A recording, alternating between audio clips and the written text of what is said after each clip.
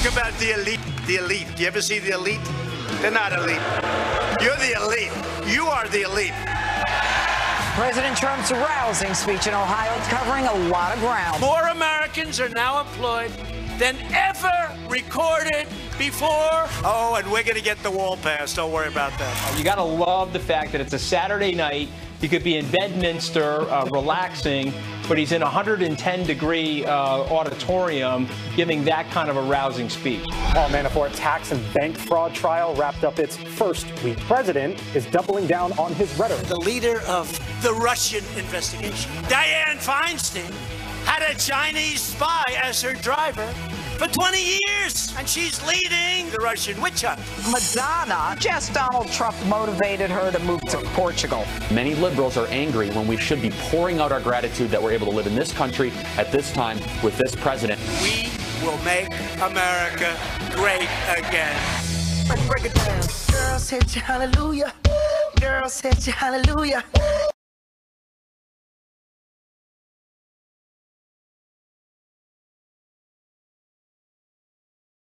Fair. That is Fox and Friends weekend local fair out on the plaza. Because that's what we're doing. We celebrate. County Fair time. We have a teacups ride. Whoa. It's like Disney World That out there. probably goes a little faster than that, I hope. Right? Test it out later. We will test it out later, of course. And, you know, the older you get, the less you like spinny rides. That's true. a fact of life. Particularly when you're full. Don't drink before you go on that ride. Oh. It's bad news fair. Or eat too much popcorn or cotton candy, which we have out there as well. Do they have cheese curds? We have Cheese curds are central to county fairs, in my opinion, being from Minnesota and Wisconsin. And fried Oreos. And fried Oreos, fried anything. Yeah, Right? well, it depends on what's fried. Now, email us at No, you can fry anything, Griff. Foxes. I once ate a fried scorpion, deep fried scorpion on a stick at the Arizona I was going to say, what county fair were you at? Yeah, on live television. It was Greta was out there doing the anniversary of her show, and Greta Van Susteren was on. Was it nice and crispy? They had me, and actually, good morning. We don't want to ruin your appetite, but I ate a deep fried But we will scorpion, anyway. and they had a deep fried maggot. We don't have those here today. Well, send us your favorite fried foods and what you love most about your state fairs. That's We're right. going to be celebrating that all morning long. But boy, is there a lot to talk about this There morning is. as we wake up on a Sunday morning. I don't know if you were watching last night. If not, we will play back a bunch of the highlights from the rally last night in Ohio, where the president was out there campaigning, getting people motivated to get out and vote for Troy Balderson, who's running for the district there, running for Congress. But he took the moment, as he often does, Pete, to highlight all the things that he's most passionate about. He sure did. He hit on all the high notes. As you said, the big special election coming on Tuesday. They're trying to make sure it goes in the Republican camp. Here's the president. We'll give you it was about, what, an hour? We're going to give you a minute and 15 seconds summed up. Listen. Our economy is soaring, and we're creating opportunity for everyone. More Americans are now employed than ever recorded before in our nation's history. The new platform of the Democrat Party is to abolish ICE and let's not worry about crime. We want our country to be a sanctuary for law-abiding Americans, not criminal aliens. We're building that wall. We're building the wall. Don't worry. The laws are so bad. They're so pathetic. Catch and release. Visa lottery. Let's pick somebody out. Oh, darling, I wonder who that might be. Oh, here he is. Oh, he's convicted of 5 murders. Oh, I see. We'll let him run through our country. What we're doing is crazy. They talk about the elite. The elite. Do you ever see the elite? They're not elite. You're the elite. You are the elite. They're more elite than me. I have better everything than they have, including this. And I became president and they didn't, meaning you became president. Even though it's 110 degrees in this crazy room, if you can take it, I can take it. So much for my brand new beautiful suit. So It did look so hot, though. There was no air conditioning, by the way. Oh, the notes coming in and because I'm on the White House distribution list internally with our D.C. bureau, and man, they were saying it's going 100 degrees, 105, 110. It was really hot. This is the president's 3rd rally this week, remember? Yeah. Tampa, Wilkes-Barre, now Ohio. And this special election, by the way, is very significant because this is the last special election we will have before the midterms. A lot of people looking at what happens here as a possible barometer for what's coming in November. That's a great point. And that race is very close there in Ohio in this district. And people are saying if the Republican loses, the alarm bells should be sounding across the country that anything could happen in these midterms. So we're going to be watching that very closely. That happens on Tuesday. And this week is a preview of what it's going to look like in September and October. The president has already vowed to hit the campaign trail as intensely as he did basically on the presidential trail in 2016. So, it was an effective message then. I mean, I'd listened to what he said last night on trade. Has a president ever been able to get a crowd fired up about trade policy? Really? And he talked about, hey, China's, I don't have anything against China. I like Xi. They're a great country, but they've been building their wealth on our backs, on your back. And I sat there thinking that is about the most effective communication of why trade matters. People get fired up about it and they feel like someone is fighting for them. Exactly. And that forgotten man message, your jobs are back, your country's back, your manufacturing is back, really does galvanize people. He brings it back to why it matters to them. Yeah. Why it matters to them in their jobs and to their families, because they're thinking, how do I relate to China? How do I relate to NATO and other things that are going on in the world? And he says, we have been taken advantage of for so long, and this is why you should care, and this is why you voted for me to fight for you. I agree. I think that's when he's most effective at these rallies, when he focuses on that and focuses on the economy and manufacturing jobs and jobs that he's brought back to this country. And, that's a message that Congressman Jim Jordan, a leader of the House Freedom Caucus, he was there last night. He was up on stage. From Ohio. This is significant. From Ohio, Jim Jordan has thrown his name in the hat in the ring for Speaker. Should the Republicans hold on to the majority? Here's a little bit of what Jim Jordan had to say. Think about this. In 18 months, regulations reduced, taxes lowered, Gorsuch on the court, the economy growing at a record rate, unemployment at its lowest in 20 years, Kavanaugh's on deck on the court. We're out of that crazy Iran deal. The embassy is gone to Jerusalem, and the hostages have been returned from North Korea. That's what's happened under the president's leadership. Griff, we discussed this morning the significance of just bringing Jim Jordan up on the stage. I mean, he's announced his run for Speaker. He's been a really powerful voice in support of this president, and a full embrace in saying, hey, Jim, take the podium. That's a shot across the bow of the establishment in Washington, Mitch McConnell and Paul Ryan and others who don't want the Freedom Caucus to be running the House of Representatives. Obviously, the balance of the House is at stake. And a big statement there. And a likely fight that could be coming over the wall. Remember, build the wall. That is a big thing at these rallies. And of course, the House Freedom Caucus and many people in this audience believe that we should engage in this fight over border security very soon rather than later. Well, the other side isn't so happy about that. Eric Swalwell, Representative Eric Swalwell, is one of them who is resisting this movement and doesn't want any part of this, and says that Republicans that are not standing up to President Trump, they are going to pay for it in the midterms. He's predicting a blue wave, and he says that is when Democrats will use that big red button. Here's what he said.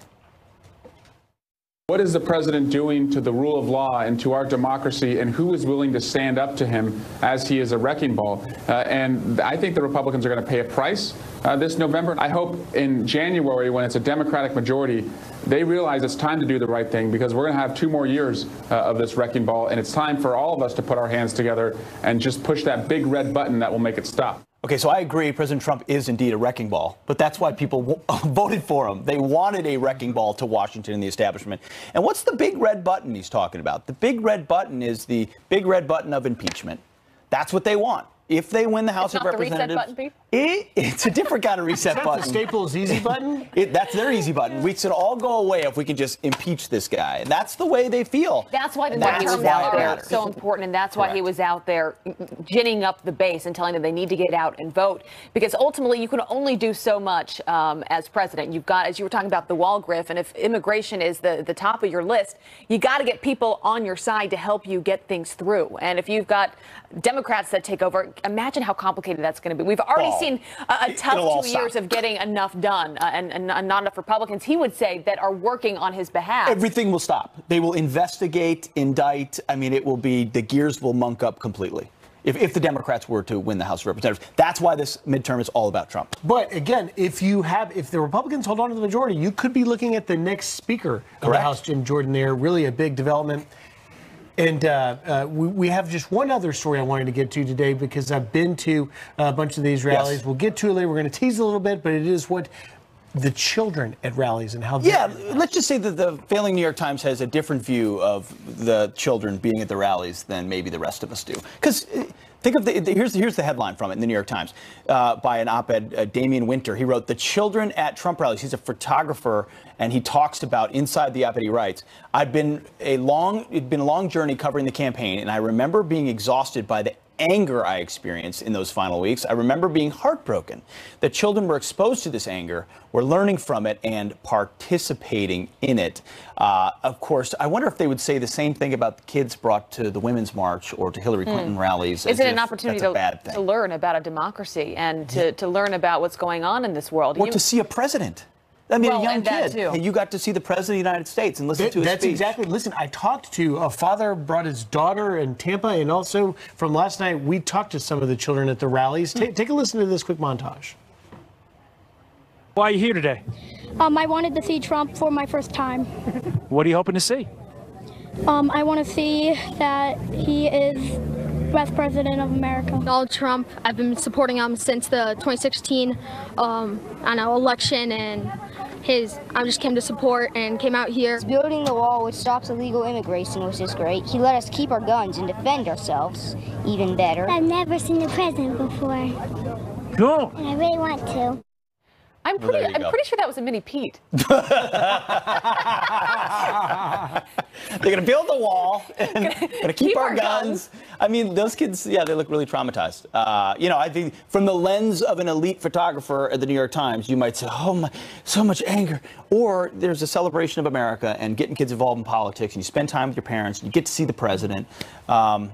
If you're a good parent, you can talk to them about what they saw at the rally, too, in the harsher moments or things like that. By the way, we've all grown up with our parents talking to us about politics, and oftentimes kids go their own way in life, and they don't always agree with their parents as they get older in life, depending on what they believe. But this is part of growing up, as you said. This is part about learning about the country, learning what the role of the president is. Yep. And it's history. It's history. Email us at friends@foxnews.com if you would take your children to a rally. The one thing I would say is, sometimes with the insults, when the president gives insults, that's when I am concerned about kids being there, because it's not a way to learn how to talk to people, right? I don't think we should say that this is okay, that it's okay for a president to say these things. I know you disagree with me on that. Well, no, that's where parents come into play again. Like if your parents can say, hey, he's the president, he's fighting different battles, that's why he talks that way. Don't talk to your teacher that way, maybe. Right? Like, that's a pretty easy Send us your separation. thoughts on that. Friends@foxnews.com. Yes, indeed. All right.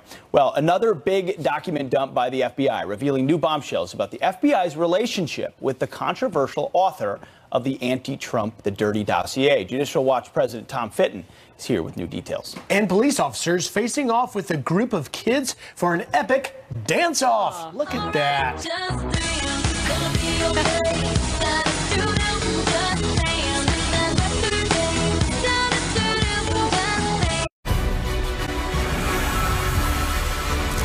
Good morning. The FBI releasing 71 pages of heavily redacted documents tied to Christopher Steele, that former British spy who compiled the Trump dossier funded by the DNC in the Clinton campaign and was then used to spy on the Trump campaign. Here now, with more on those documents, the man who has led the effort on this story in many, many ways, Tom Fitton, president of Judicial Watch, who's been fighting for all of these releases. Tom, good morning. Thanks for joining us.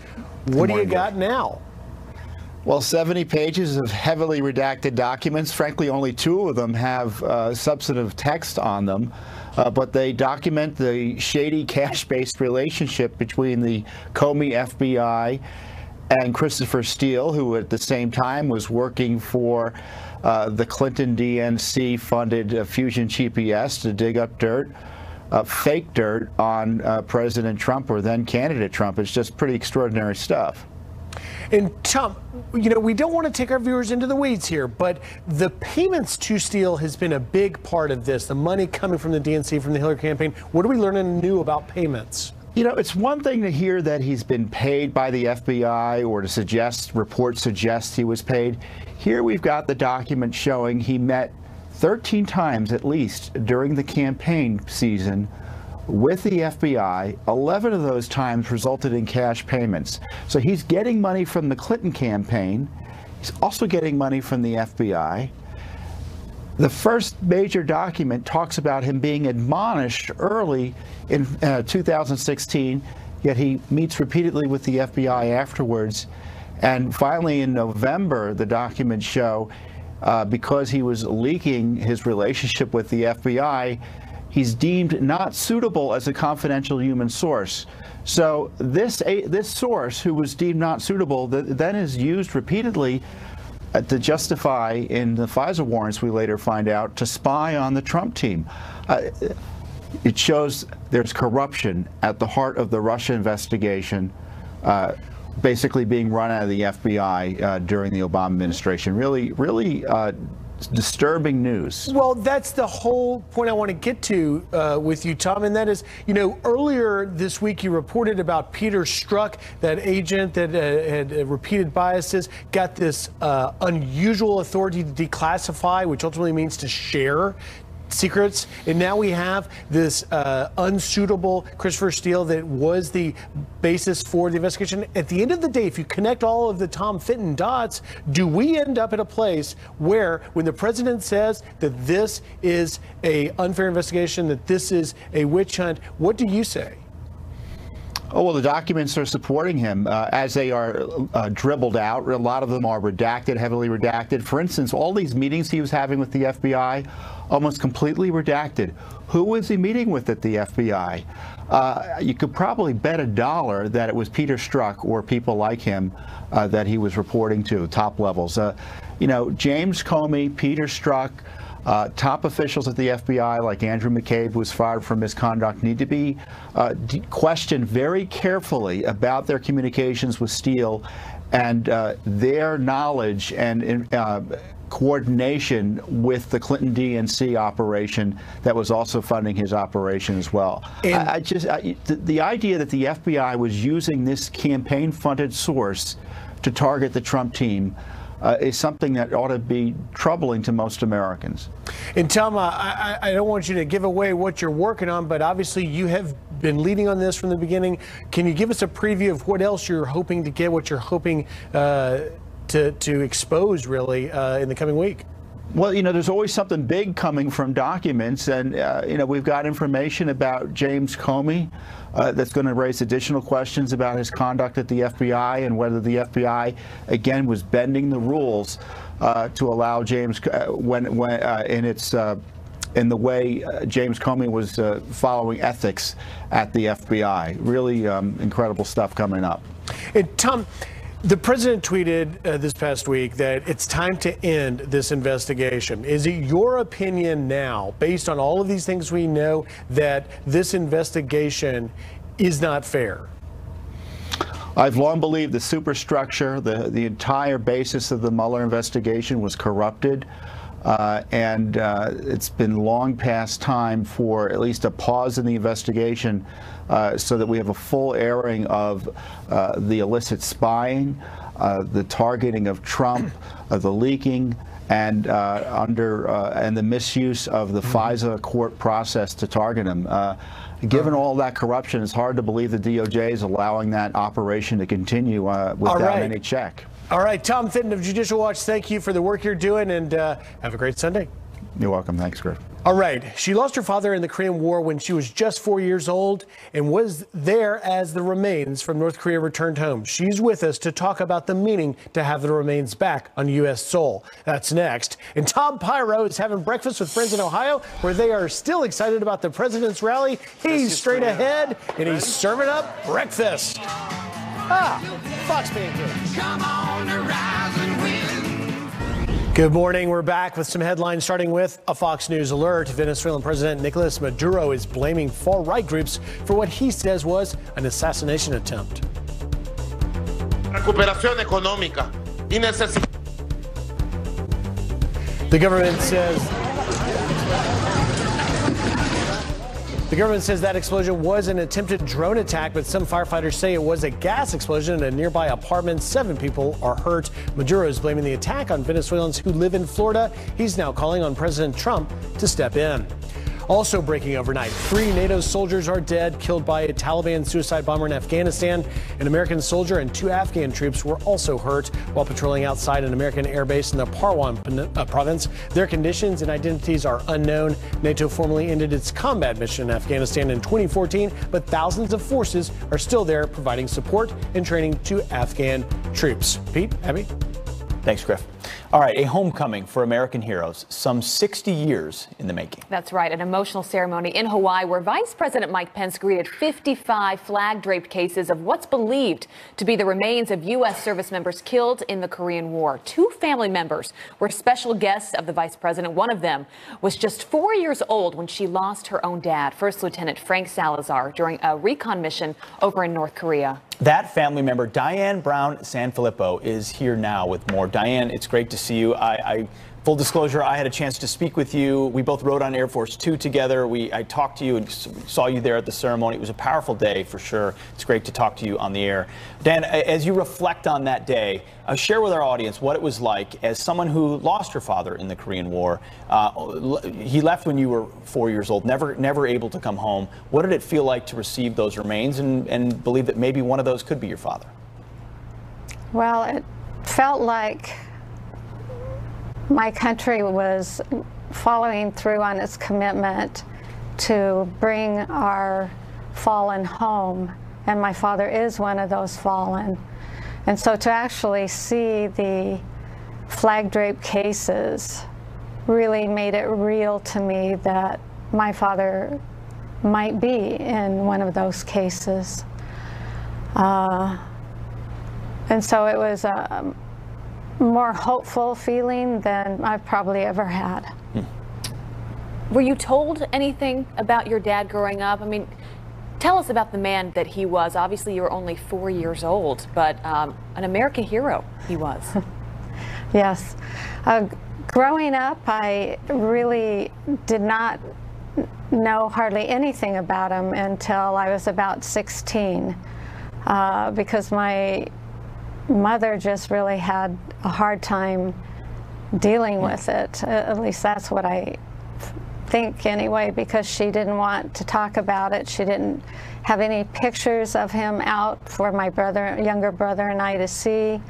And if I ever asked about him, she would get mad at me. And so both my brother and I learned not to ask about him. So I really didn't learn hardly anything growing up until I was a teenager, about 16. And then I needed to know more at that age. So I would press it until she finally brought out a couple pictures, and so I didn't remember as a young child that he was a pilot. And so to see his picture was so impressive to me that it kind of reconnected to my memory to him, taking him to air. I grew up as a military child, so I was used to going to air bases. You had a chance, Diane, to be there, Diana, as those came in and speak with the Vice President. If you had a message for the President today and his in this process in North Korea, what would it be? First of all, thank you, Mr. President, for taking that request as part of the negotiations, and I'm grateful that Korea followed through with that. And so from here on, I really would hope that we continue to pursue recovering more remains with whatever that takes to get back into North Korea to do search and recovery efforts. Yeah, absolutely. What a powerful moment it was. Diana Brown, good to have you with us this morning. Thank you very so much. much. And thank your family for your service. Your father. Thank you. Absolutely. All right, powerful stuff. Next, a new threat from ISIS. The target? San Francisco. And what did the voters think of President Trump's rally last night? Todd Pyro is having breakfast with friends in Ohio. Todd, I hear the bill's on you. I pay every time because that's just the kind of guy I am. But most importantly, these folks were so happy that the president visited their community last night. We're talking to them about the issues that are important to them this morning when Fox and Friends on a Sunday morning in America returns. This will be the day that I die.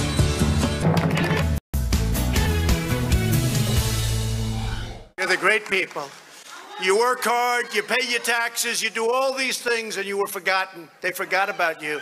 And you're the smartest people. They talk about the elite. The elite. Do you ever see the elite? They're not elite. You're the elite. You are the elite. You're smarter than they are. You make bigger incomes. You've got everything going. You're more elite than me. I have better everything than they have, including this. And I became president and they didn't.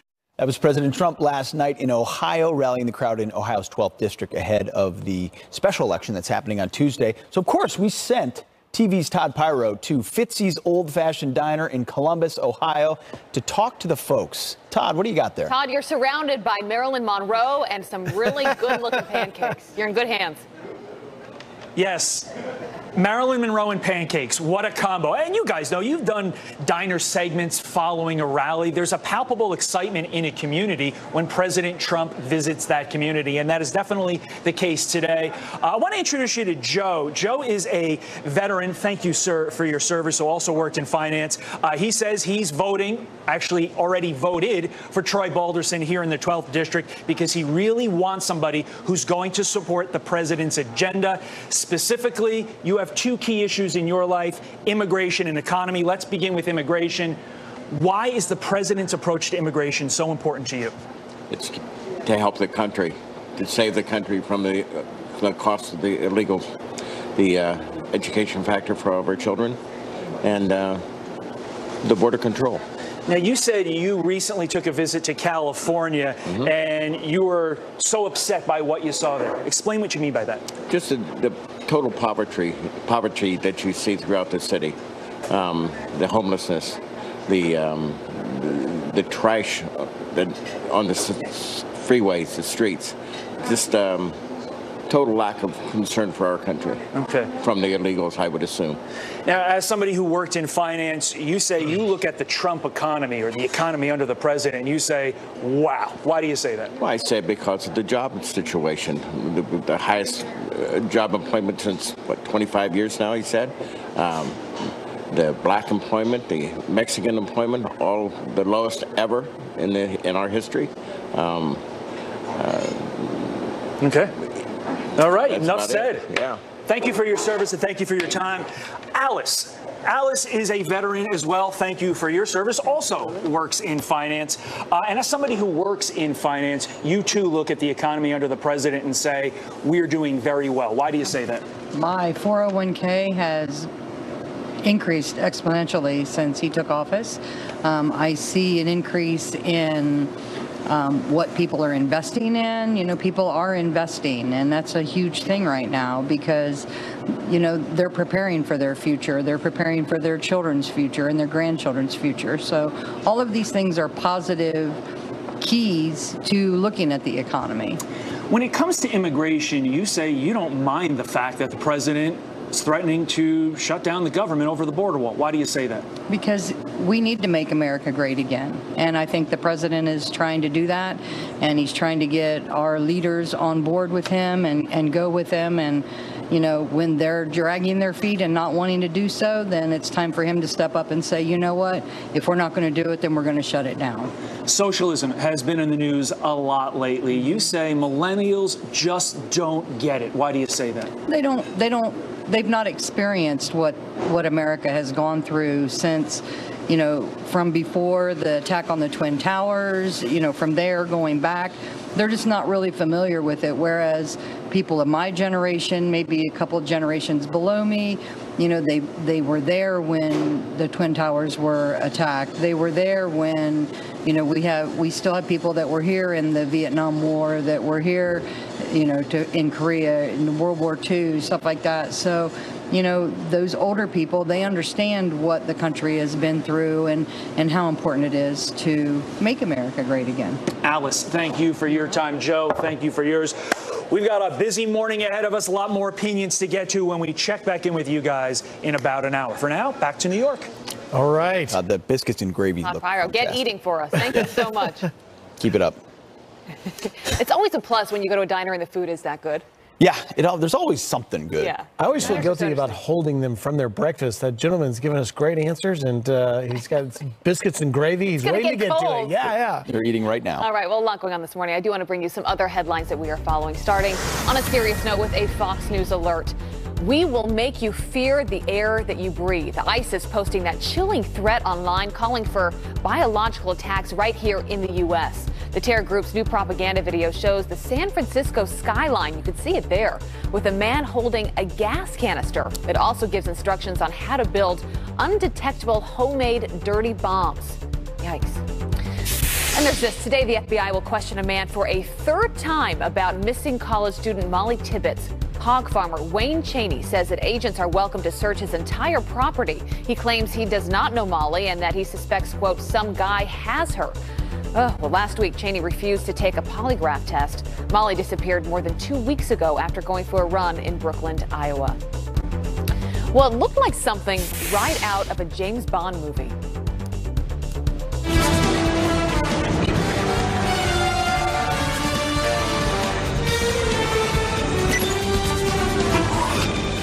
Police getting into a high-speed chase with 4 jet skis in London. The riders were racing on the river Thames, but unlike in the Bond movies, the bad guys, they got away. Police were forced to give up the chase for safety reasons. And there's this. Police officers face off with a group of kids for an epic dance-off. You gotta see this.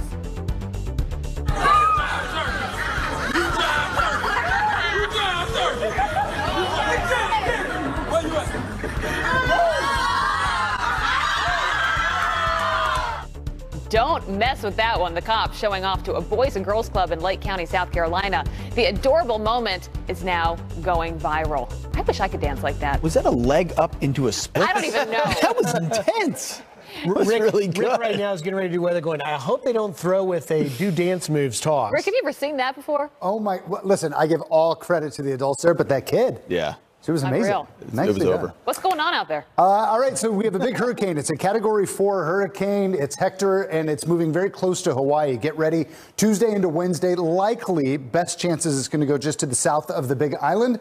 Obviously, the Big Island's been in the news because we still have the erupting volcano out there, but we're going to see some rain and some big swells going there. So just a heads up for that. Across the lower 48 and Anchorage and Hawaii there. Here's your temps as you're waking up. 97 this morning in Phoenix, so the heat is still on. Everybody across the east still kind of hot and humid, but not as much precipitation as we've seen over the last, say, 2 to 3 weeks. In fact, we've had a lot of spots see their wettest July ever. Now we're going to have a pretty nice weekend. We'll see a few scattered showers building across the Tennessee Valley. But aside from that, everything is looking pretty good. Florida, for the most part, you're going to be looking at a very nice day. Carolinas as well. We're going to be watching some severe weather, in fact, already this morning, moving across parts of Minnesota. So watch out for that. And your high temperatures look like this for the day today. We're going to be very warm, especially across parts of the Southwest. But overall, those hundreds that we've seen across parts of the plains, those are gone as well. All right, guys, back to you. Hi, Rick. Big swells headed to Hawaii. That's music to surfers' ears. Yeah. Hopefully everyone's all right. Thank you, Rick. All right. She's often criticized for her identity politics, but now Kamala Harris is taking offense to it. I have a problem, guys, with that phrase, identity politics. That phrase is used to divide and it is used to distract. Charlie Kirk is here to react live. That's next. He's going to have a different opinion. And a giant herd of goats causing chaos in one neighborhood. The owners of those goats join us live just ahead.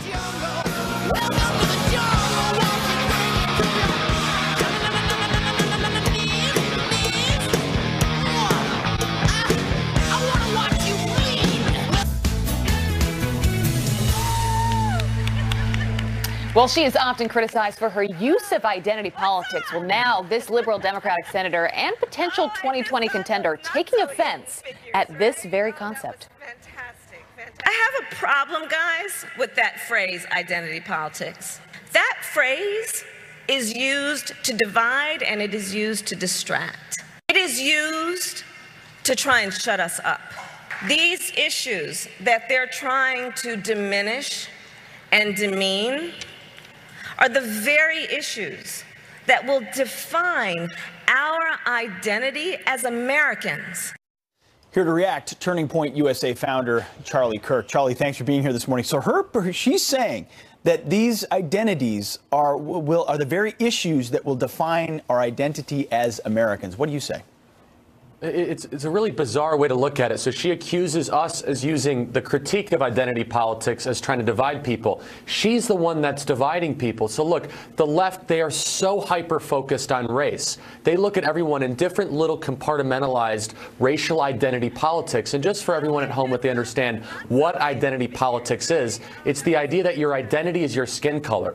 We as conservatives, or those that just consider ourselves Americans, we think your identity is in your ideas, not your skin color. But the left, they're always trying to divide people, not unite people. And I like to say the Democrats want to create a country where everyone looks different, but they think the same. I believe true diversity is not skin color diversity, but ideological and intellectual diversity. Kamala Harris wants to continue to divide America because she'll be able to benefit from it politically. She's a darling, though. I mean, I talked to, in the Democratic Party, a lot of people see her as a potential front runner for 2020, and Griff would agree with that in the circles Without that you're a doubt. in. And, you know, Charlie, is it your sense that Senator Harris stands a chance because she's fresh, but do you see a problem that she's bringing some of the same baggage that Democrats have now?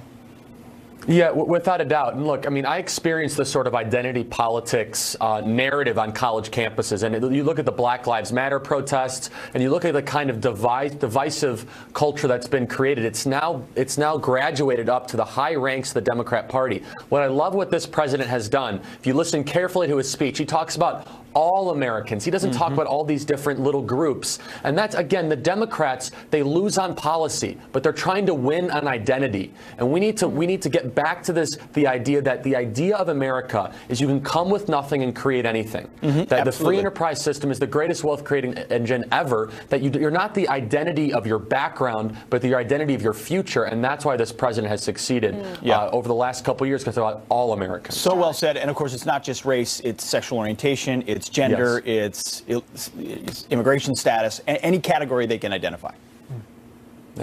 Precisely right. But you look at it, they try to identify a particular piece of identity that you can't control, by the way. So you can't control your skin color, but they try to create uproar or fear around that. And then they say you're a victim because of that. What makes America different? America is the only country in the history of the world where even those who hate it refuse to leave. And we have defied history where that people can flee Marxism, flee totalitarianism, and create the future that they see fit. Kamala Harris sees a different sort of America. She sees an America where people are in these different victim identity buckets and groups, and the only way that they can possibly ever communicate is through the permissible channels of the Democrat Party. And we as conservatives need the champion of the identity of ideas. It'll be interesting to see. She may be yet a Democratic nominee for president. We'll find out. Charlie Kirk, thank you very much. We'll see. Good to see you, Charlie. Thanks. Have a good day. All right. Trevor Noah tells Republicans socialism is all in their mind. Many Republicans will say they hate socialism, but really they hate labels. It's all in your mind. But didn't he interview a socialist? And there's this, a giant herd of goats causing chaos in one neighborhood. The owners of those goats, they're going to join us live, along with one of the newest members of that herd. I was hoping a goat would be They're up next, yeah. Goat That'll be TV. great. This is what we do for you.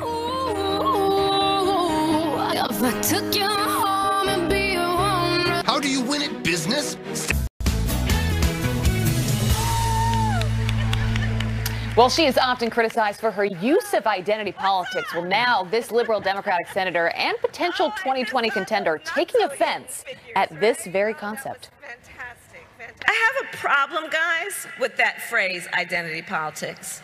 That phrase is used to divide, and it is used to distract. It is used to try and shut us up.